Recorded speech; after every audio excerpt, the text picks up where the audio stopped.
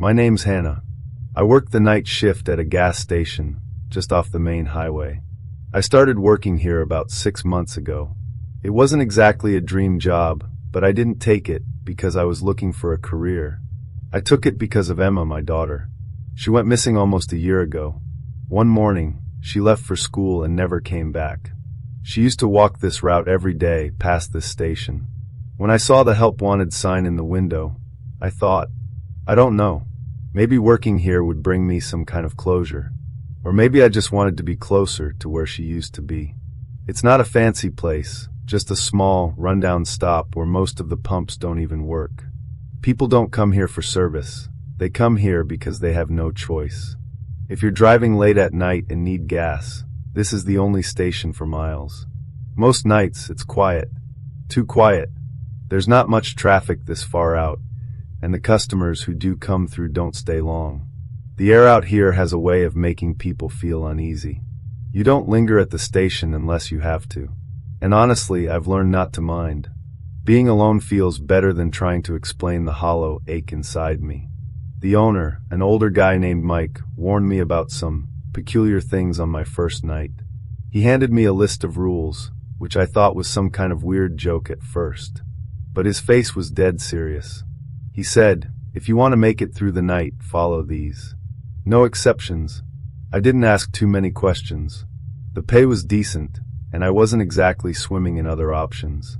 Mike's been in this business for years, so I figured maybe it was just his way of keeping the staff in line. You'd be surprised how many people can't handle working alone at night. The list is still in my pocket, but the rules are burned into my mind now. It's not like I get much else to think about during these long, empty shifts. That first night, I didn't take the rules seriously. I mean, who would? Don't enter stall 4 in the bathroom, or ignore tapping on the window beside you? It sounded ridiculous. But then I heard it. The low, muffled groan. It was just past midnight, and I was stacking some snacks on the shelf. The sound came from the door, deep and strained, like someone trying to call for help but barely able to make a sound. I froze. The first rule popped into my head. If you hear a low, muffled groan from outside the door, immediately duck under the counter and stay silent. Wait until you hear the door open and the groaning stop. It felt stupid, crouching behind the counter like a scared kid.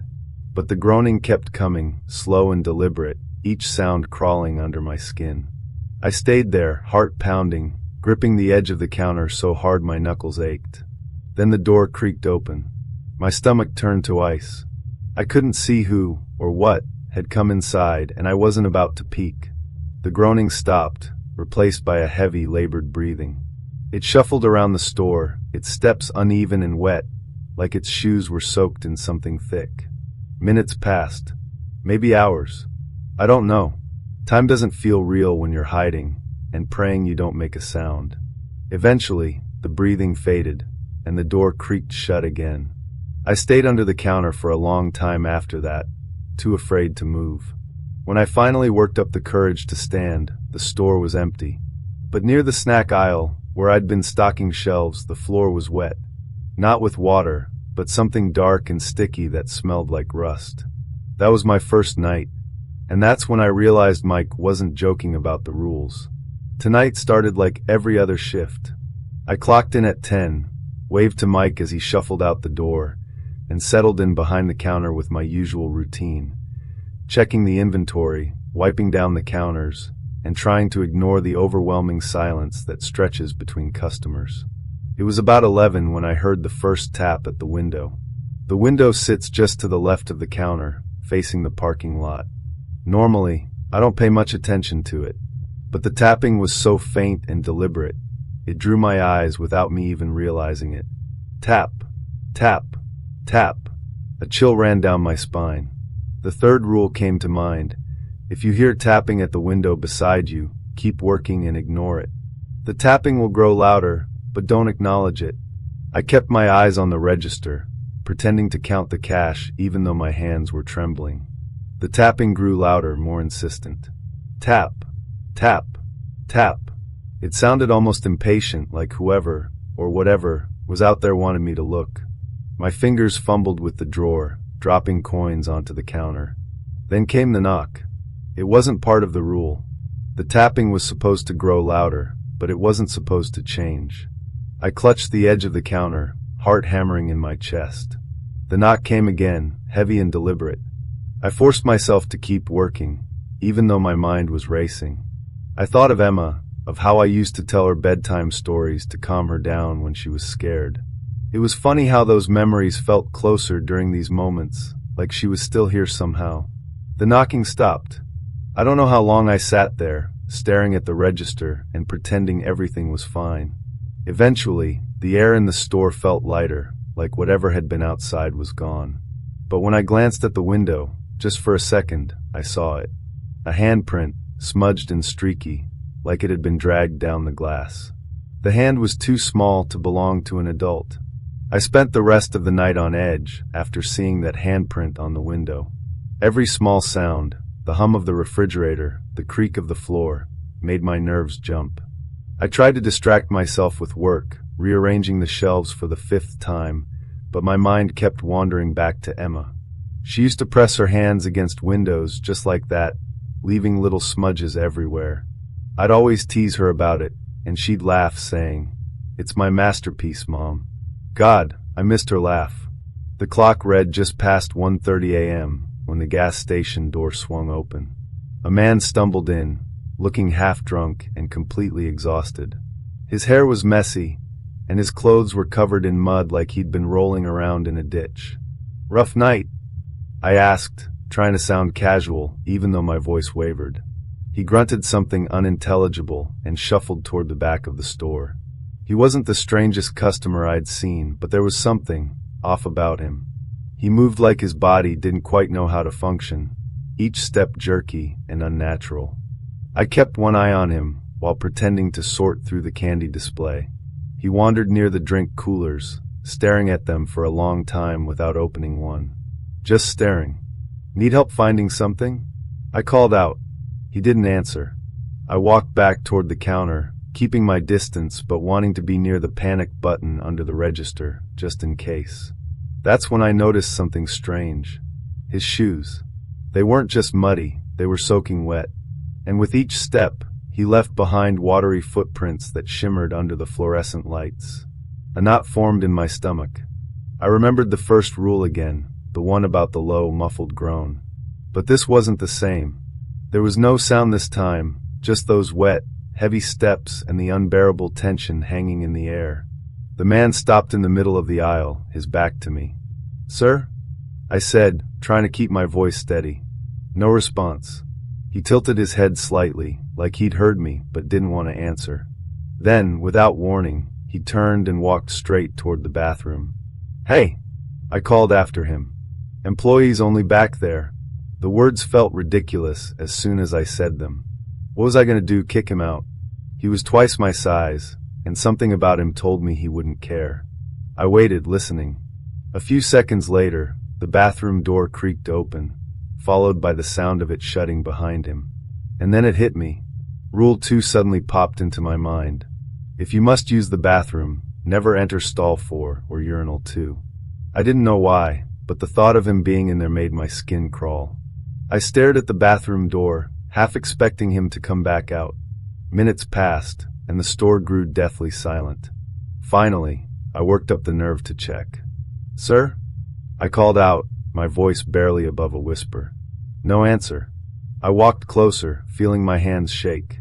The light under the bathroom door flickered, casting eerie shadows onto the floor. I pushed the door open a crack and peeked inside. The bathroom was empty. The man was gone, and the only thing left behind was the wet trail of footprints leading directly into stall 4. By the time the clock hit 3 a.m., my nerves were shot. I kept replaying everything in my head. The wet footprints, the handprint on the window, the strange man disappearing into stall 4. It was all too much. I tried calling Mike, but his phone went straight to voicemail. I even thought about locking up early and leaving, but the last time someone broke a rule like that, Mike said they never made it home. The air in the station felt heavier, almost suffocating, like something was pressing down on me. I kept telling myself it was just my imagination, but deep down I knew better. This place had its own way of making you feel small, like you were trespassing somewhere you didn't belong. I was wiping down the counter when the sound came. A soft, muffled laugh, high-pitched and childlike. It came from outside, faint at first but unmistakable. My heart stopped. I froze, my hand clutching the damp rag, my breath caught in my throat. Rule 6 was clear. If you hear the sound of a child laughing outside, immediately lock all doors, turn off the lights, and hide under the counter. I dropped the rag and lunged for the front door, fumbling with the lock. My fingers felt clumsy, like I was moving underwater. The laugh came again, closer this time, and I felt a cold sweat break out across my forehead. Click! The lock turned. I sprinted to the light switches, flipping them off in one motion. Darkness swallowed the station, leaving only the dim glow of the moon filtering through the window. I ducked behind the counter, curling into a ball and trying to slow my breathing. The laugh came again, louder now. It wasn't happy or innocent. It was wrong, like it didn't belong to a child at all. I heard footsteps outside, light and quick, like someone skipping across the pavement. Then came the tapping. Tap, tap, tap. It wasn't at the window this time. It was at the glass door. I squeezed my eyes shut, hugging my knees to my chest. The tapping turned into knocking, soft at first but growing more urgent with each passing second. Knock, knock, knock. Let me in, a voice whispered. It was a child's voice, sweet and pleading, but it sent chills racing down my spine. The rules didn't say anything about talking. Just the laugh. Just the laugh. I'm cold, the voice said, quivering like it was on the verge of tears. Please, Mom. My heart stopped. No, it couldn't be. Mommy, the voice said again, softer this time. I want to come home. Tears streamed down my face, and I pressed my hands over my ears, willing the voice to stop. The knocking grew louder, more frantic. The voice became distorted, overlapping itself like two people speaking at once. And then just as suddenly as it started, it stopped. The silence was deafening. I stayed under the counter for what felt like hours, afraid to move, afraid to breathe. When I finally peeked out, the parking lot was empty.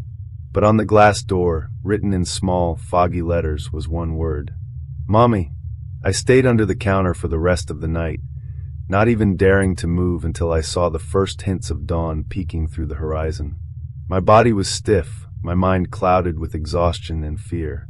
When I finally stood, my knees felt like jelly, and I had to grip the edge of the counter to keep myself steady.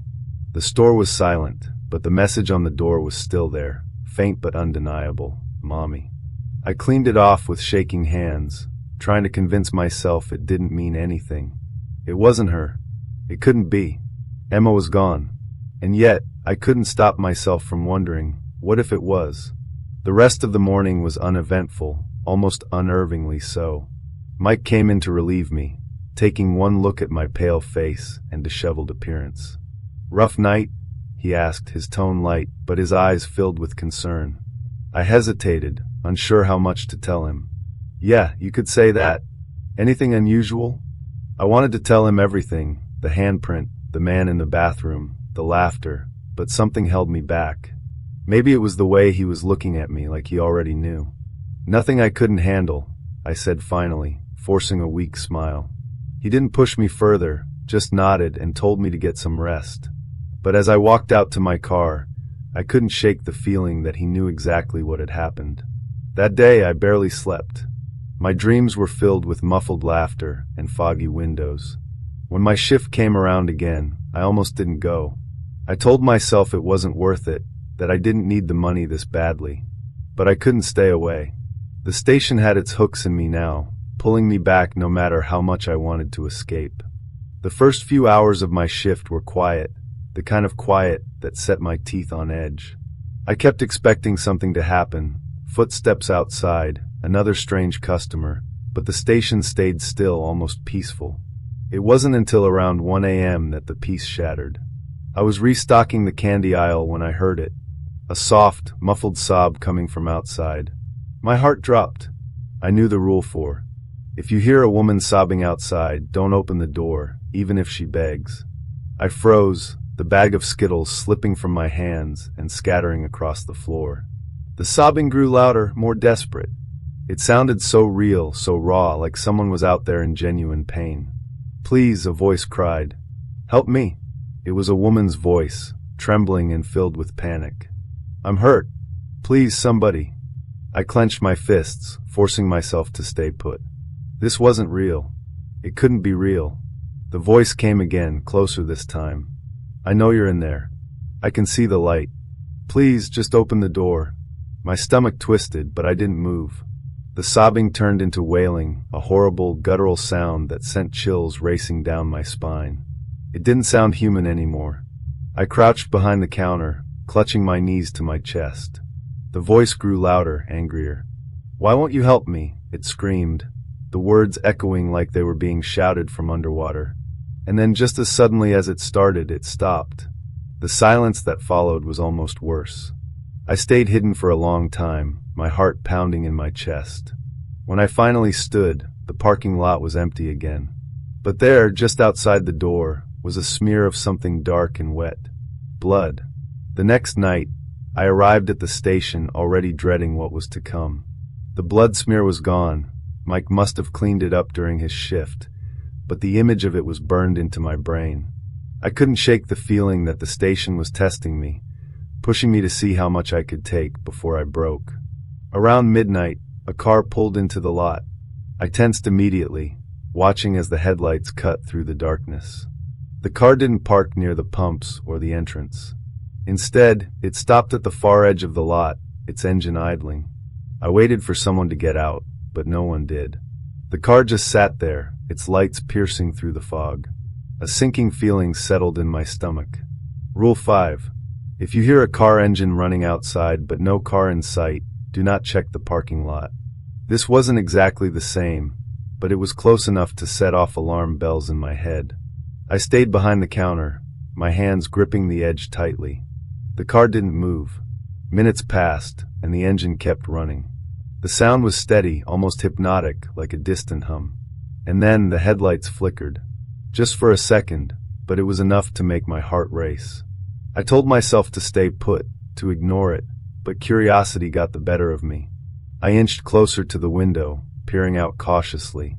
The car was still there, but something was different. The driver's side door was open now, and a shadowy figure stood next to it. I couldn't make out any details, just a vague outline of a person. They weren't moving, just standing there, staring directly at the station. My breath caught in my throat. The figure raised a hand, slowly waving at me. I stumbled back from the window, my pulse pounding in my ears. I didn't know what to do. Should I call someone? Mike? The police? Before I could decide, the lights inside the station flickered. The hum of the fluorescents faltered, plunging the room into semi-darkness. When I looked back out the window, the figure was gone. But the car was still there, its engine purring softly. I backed away from the window, my heart hammering. Whatever was out there, I didn't want to know.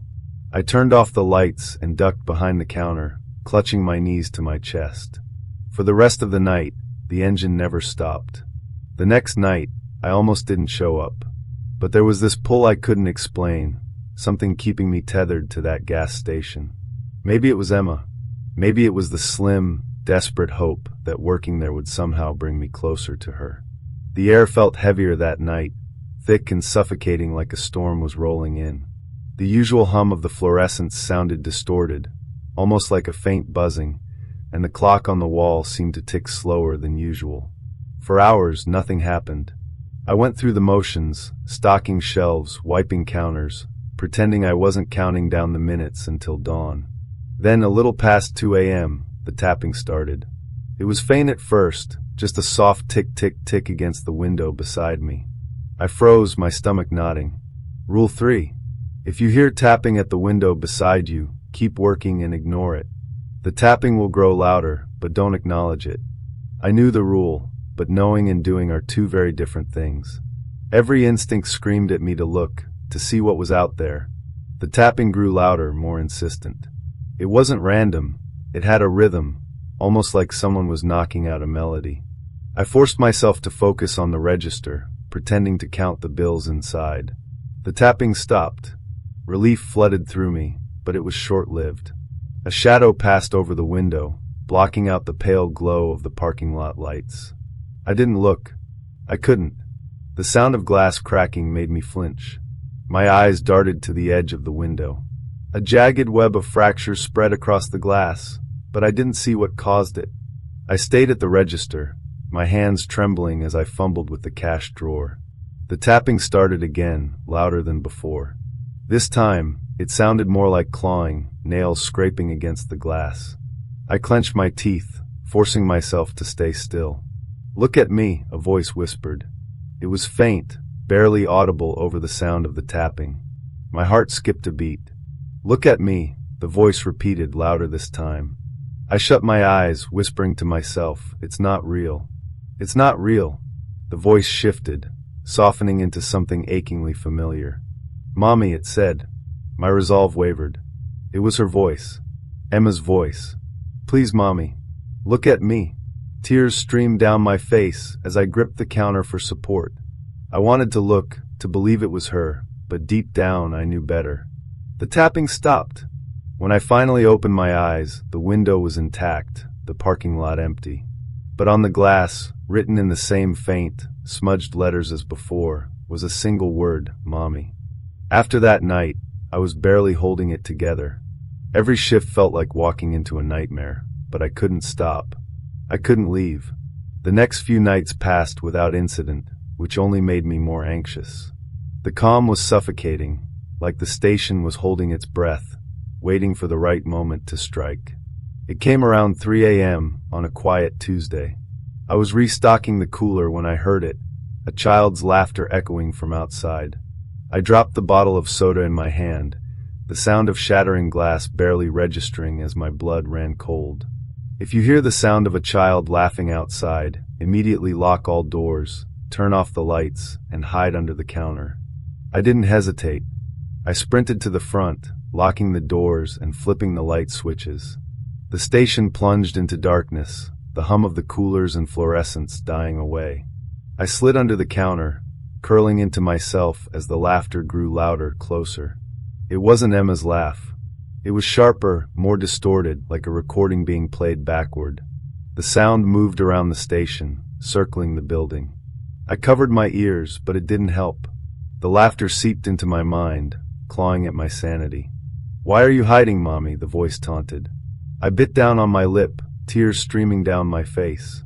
The laughter stopped suddenly, replaced by silence, so heavy it felt like the air had been sucked out of the room. I stayed under the counter until the first light of dawn. When I finally stood, the station was empty, but the laughter lingered in my ears, a cruel reminder of how far I'd fallen. By now, the rules weren't just guidelines, they were my lifeline. Every night I worked, they were the invisible barrier between me and whatever was lurking out there. But that night, something shifted. It started around 4:30 a.m., an hour when the night feels both endless and on the verge of ending. The first faint glimmers of dawn wouldn't appear for another half hour or so, but you could sense the subtle change in the air. That was when he walked in. The bell above the door chimed softly, a sound that normally startled me but now barely registered as I turned to see who had entered. He was tall, wearing a tattered coat that hung loosely from his shoulders, the fabric worn and frayed at the edges. His hood was pulled up, casting a shadow over his face, and he moved with a kind of deliberate slowness, as if he had all the time in the world. "Good morning," I said, my voice faltering slightly. He didn't respond, didn't even look in my direction. Instead, he wandered to the aisles, his steps slow and heavy. Something about him was off, though I couldn't put my finger on it. Maybe it was the way his presence seemed to suck the warmth out of the air, or how the fluorescent lights flickered faintly as he moved beneath them. I watched him from behind the counter, my unease growing with every passing second. Normally, I'd let a customer browse in peace, but this wasn't normal. "Can I help you find something?" I asked finally, trying to keep my voice steady. He didn't answer. Instead, he stopped in the middle of the snack aisle, his back to me. The way he stood there, perfectly still, made my skin crawl. He wasn't looking at the shelves. He wasn't looking at anything. The silence stretched thick and oppressive until I couldn't take it anymore. "Sir?" He turned slowly, his movements unnervingly fluid, like he was being pulled by invisible strings. When he stepped into the light, I saw his face, or rather, the lack of one. At first glance, it seemed normal, but as I stared, I realized his features were blurred, like a smudged photograph. His nose, mouth, and even his eyes lacked definition, as if someone had wiped their hand across his face and erased the details. But his eyes, those were the worst. Where his eyes should have been were dark voids, deep and endless, like staring into a black hole. My stomach churned, and I stumbled back a step, clutching the edge of the counter for support. "You shouldn't be here," I said, my voice trembling. The man tilted his head, almost as if amused by my reaction. When he spoke, his voice was a low, hollow rasp, like wind whistling through a cracked window. "Neither should you," he said. The lights above us flickered violently, casting the store in a strobe-like glow. I blinked rapidly, trying to make sense of what was happening, but when the lights stabilized, he was gone. The store was empty, eerily quiet except for the faint hum of the coolers. I exhaled shakily, my pulse pounding in my ears. For a brief moment, I thought I'd imagined the whole thing. Maybe my mind, worn down by exhaustion and fear, had conjured him up. Then I saw the note. It was on the counter in front of me, a single sheet of paper that hadn't been there before. The handwriting was jagged and uneven, as if written in haste. "She's waiting." My heart stopped. I stared at the words, their meaning sinking in like a stone in water. She. Could it be Emma? I reached for the note with trembling hands, half expecting it to vanish as soon as I touched it. But it was real. The paper was rough and cold, the ink smudged in places, as if it had been written in the rain. I turned the note over, hoping for more, but the back was blank. The rest of my shift passed in a haze. I couldn't focus on anything except the note and the man who had left it. By the time dawn broke, I felt like a shell of myself, hollow and brittle. But one thing was clear. Something was coming, and it had everything to do with Emma. The final night started like any other. I arrived at the gas station just before midnight, the sky outside a swirling canvas of deep purples and blues. The air felt heavy, almost electric, like the calm before a storm. I stepped inside, the familiar hum of the fluorescents greeting me as I locked the door behind me.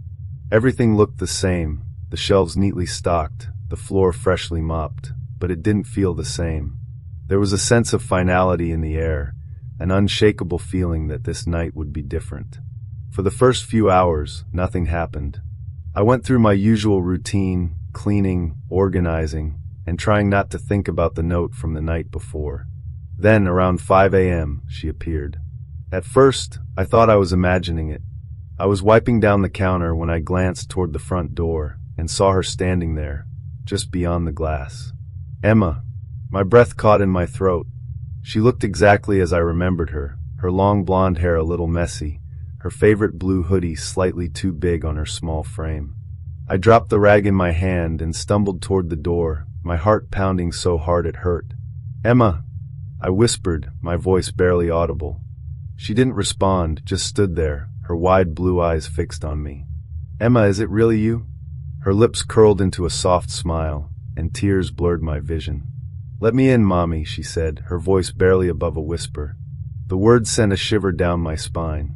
The rule flashed in my mind like a warning siren. If you hear a woman sobbing outside, don't open the door, even if she begs. This wasn't sobbing, but the rule echoed in my head all the same. My hands hovered over the lock, trembling. "I can't," I whispered, tears streaming down my face. "I can't let you in." Her smile faded, replaced by a look of quiet sadness. "Please, Mommy," she said, her voice breaking. I broke. Every instinct, every shred of logic told me not to open the door, but I couldn't ignore her. Not this time. My hands moved on their own, unlocking the door and pulling it open. Emma stepped inside, her bare feet silent against the tile.